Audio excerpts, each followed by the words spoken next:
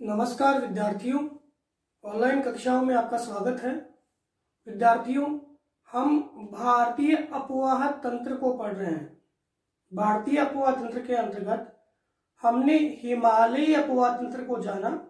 हिमालय अपवाह तंत्र में हमने दो अपवाह तंत्र, एक सिंधु और एक गंगा, दोनों अपवाह तंत्रों को पढ़ा है।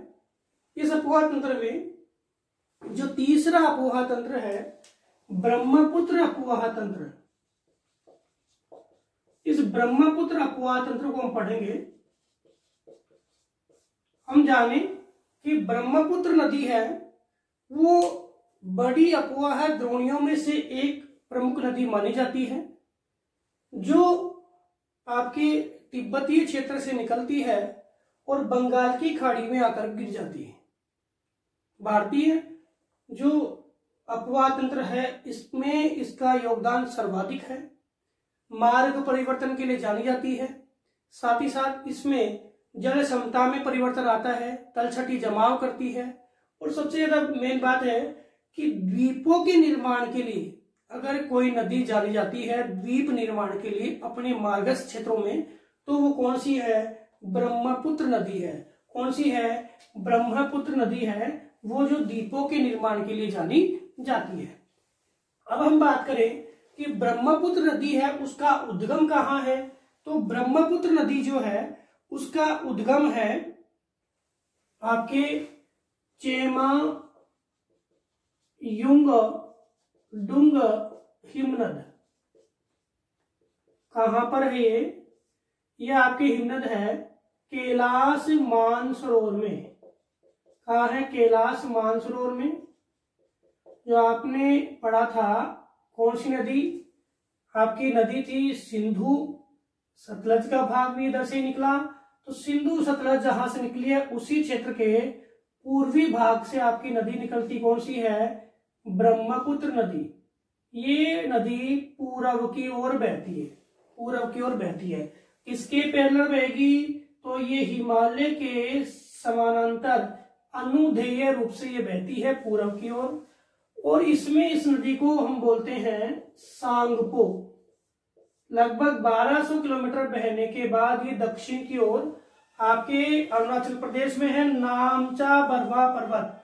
कौन सा है? नामचा बरवा पर्वत। और ये नामचा बरवा पर्वत के निकट है, वो दक्षिण में प्रवाहित होकर और भारत में प्रवेश कर जाती है। कहां पे? भारत में प्रवेश कर जाती है। और तिब्बतीय क्षेत्र में इसका नाम क्या है? तो तिब्बतीय क्षेत्र में इसका नाम है सांगपो। क्लियर है? क्या नाम है इसका तिब्बतीय क्षेत्रों में? तो तिब्बतीय क्षेत्र में इसका नाम है सांगपो। ये सांगपो नदी है, इसका मतलब क्या होता है? तो इस सांगपो का मतलब है अर्थ शोधक। क्या मतलब है? अर्थ शोधक नदी है। अर्थ शोधक नाम है सांगपो का। इस क्षेत्र में ये जो नदी है वो नामचा बरवा के समीप भारत में आ गई। अब भारत में आने के बाद ये नदी दक्षिण की ओर जाती है, आपके अरुणाचल प्रदेश में बहती है, और फिर ये है नदी आपके अरुणाचल प्रदेश में बहने के बाद ये आपके असम में प्रवेश करती है। कहां पे? असम में प्रवेश करती है। अरुणाचल प्रदेश में इस नदी को हम सियांग नाम से भी जानते हैं, सियांग। ठीक है। अब इसमें नदियां जो प्रवेश करती है, एक तो अरुणाचल और असम में बहने वाली नदी है दिबांग। एक तो कौन सी? दिबांग। और एक नदी आपके इसमें जो तिब्बतीय क्षेत्र से निकलती है वो है लोहित। तो दिबांग और लोहित नदी, और इधर से मिलती है बूढ़ी दिबांग। ये नदियां इसमें आकर मिलती है, और यह नदी है मिलकर के आगे एक द्वीप का निर्माण करती है। जो द्वीप कौन सा है? मांजुली द्वीप है। कौन सा? मांजुली द्वीप। देखो अभी मैंने बात कही थी कि ये नदी किसके लिए जानी जाती है? द्वीपीय निर्माण के लिए जानी जाती है। तो बूढ़ी दिबांग और आपके लोहित नदियां है मिलती है, और इनके मिलने के बाद असम में इस नदी का जो प्रवाह है होता है उसे हम ब्रह्मपुत्र नाम से जानते हैं। यानी इस नदी का नाम ब्रह्मपुत्र कहां से होता है? तो इस नदी का नाम ब्रह्मपुत्र होता है असम से। ठीक है। और मांजुली द्वीप कहाँ बना हुआ है? असम में बना हुआ है। कहाँ बना हुआ है? असम में। तो दिबांग, लोहित, बूढ़ी दियांग नदी यहाँ पर आकर के मिल जाती है। फिर ये नदी है जो प्रवाहित होती है लगभग 700 किलोमीटर इस असम घाटी के अंदर, और असम घाटी के अंदर प्रवाहित होने के बाद यह नदी प्रवेश करती है बांग्लादेश में। कहाँ प्रवेश करती है? बांग्लादेश में। बांग्लादेश में इस नदी में आपके तिब्बतीय क्षेत्र से निकलने वाली कौन सी नदी? तीस्ता नदी आके मिल जाती है। कौन सी नदी? तीस्ता नदी आकर के मिल जाती है। तीस्ता के मिलने के बाद इस नदी का जो संयुक्त जो संगम जो प्रवाह है, इसको हम क्या बोलते हैं? जमुना कहते हैं। क्या कहते हैं? जमुना कहते हैं। तीस्ता जब मिल गई तो ये कौन सा प्रवाह कहलाएगा? जमुना कहलाएगा। फिर आगे आकर के इस नदी में आपके कौन सी नदी मिल जाती है? पद्मा। पद्मा का मतलब कौन सी? गंगा की शाखा। तो गंगा जो है ना, उसका नाम बांग्लादेश में हमने पढ़ा था, क्या था? पद्मा। तो पद्मा नदी जब मिली तो पद्मा और आपके जमुना मिली। आगे जाकर के एक नदी जो नागालैंड से निकलती है, बराक। ठीक है, ये बराक नदी यहां से प्रवाहित होती है। ये आपके नागालैंड, मणिपुर होते हुए मेघालय की ओर आती है। इसका जो ऊपरी प्रवाह है तो वो तो क्या कहलाता है? बराक। और निचला प्रवाह है वो क्या कहलाता है? सुरमा। कौन सा? सुरमा।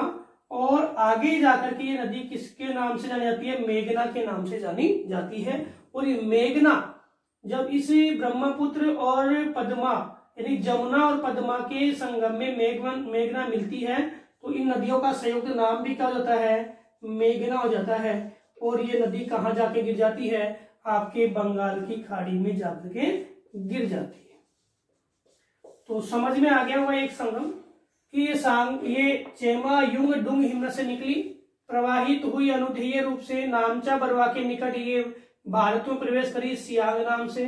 ठीक है, फिर आगे चली दिबांग, लोहित, दो नदियां, बूढ़ी दिहांग मिल गई, मांजुली द्वीप बना।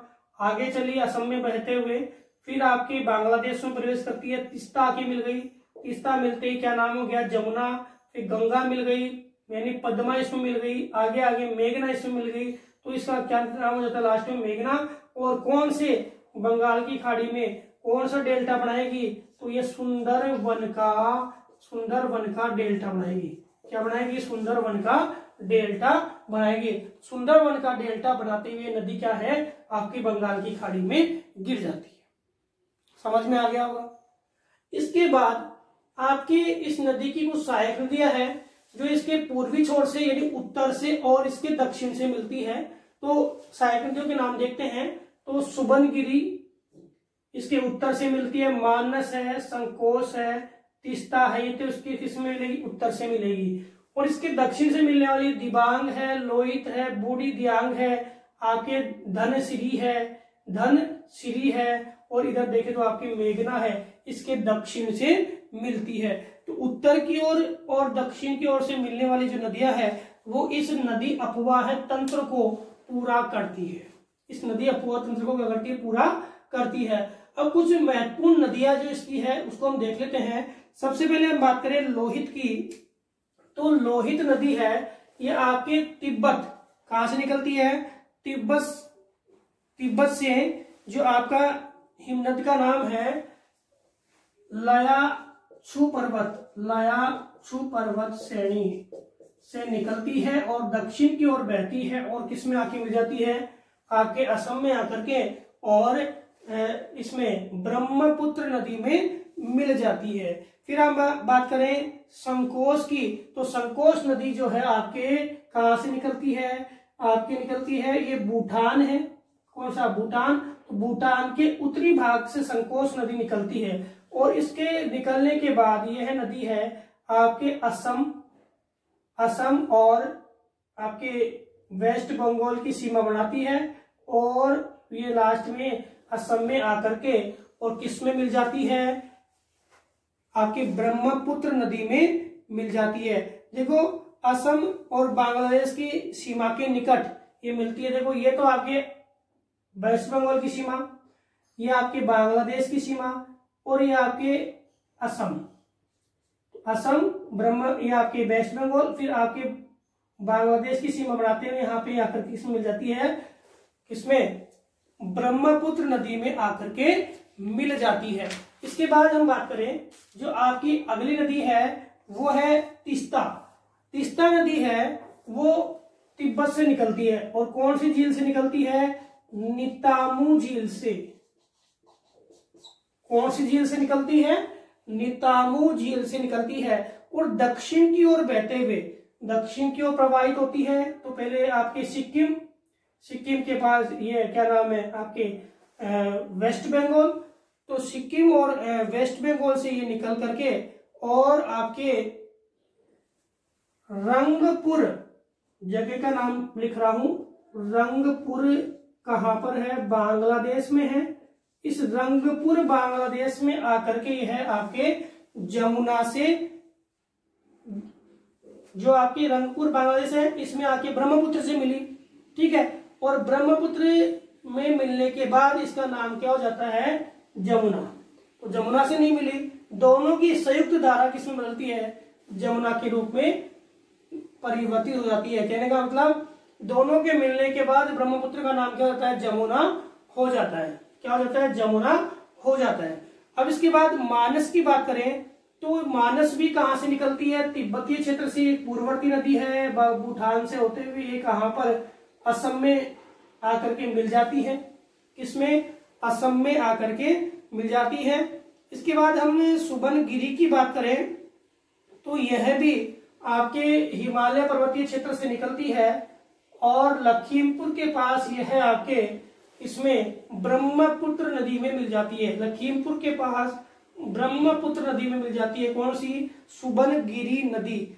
और हम बात करें धनसिरी नदी की, धनसिरी, ये धनसिरी नदी है, ये नागालैंड से निकलती है और आपके असम में आकर के मिल जाती है। इसके बाद देखें तो बराक नदी जो है आपके माउंट जापो हिमनद से निकलती है, ठीक है। माउंट जापो के निकलने के बाद यह है आपकी किसमें आती है, मणिपुर में। मणिपुर के आने के बाद यह नदी जो है आपके किधर आती है, मेघालय में। मेघालय में दो जगह है आपको पता है, एक तो मौसिनराम और एक चेरापूंजी।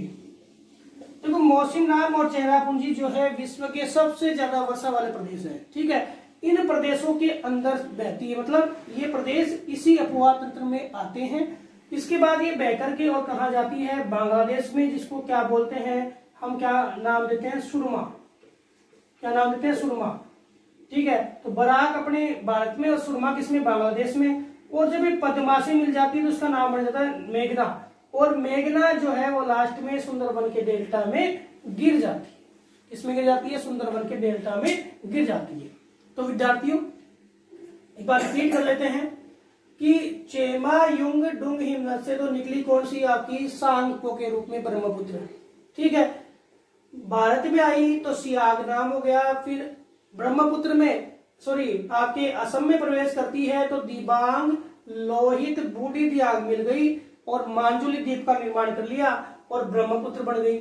आगे चली तो इसके अंदर सुबनगिरी, मानस, संकोश, ये 3 नदियां मिली।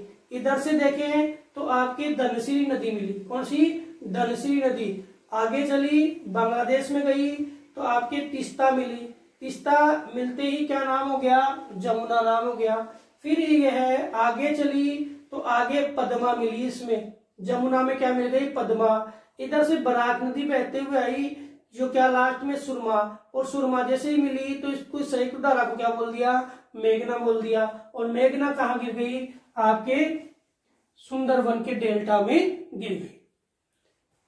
क्लियर विद्यार्थियों, इस आधार पे हमने देखा कि भारत के 3 अपवाह तंत्र जो हिमालय अपवाह तंत्र में आते हैं, एक गंगा, एक ब्रह्मपुत्र, एक सिंधु, तीनों अपवाह तंत्र को हमने पढ़ा, ठीक है। अब तीनों अपवाह तंत्र के बाद हिमालय अपवाह तंत्र का पार्ट अपना कंप्लीट हो जाता है।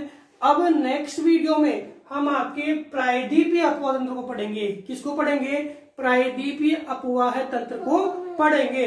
धन्यवाद।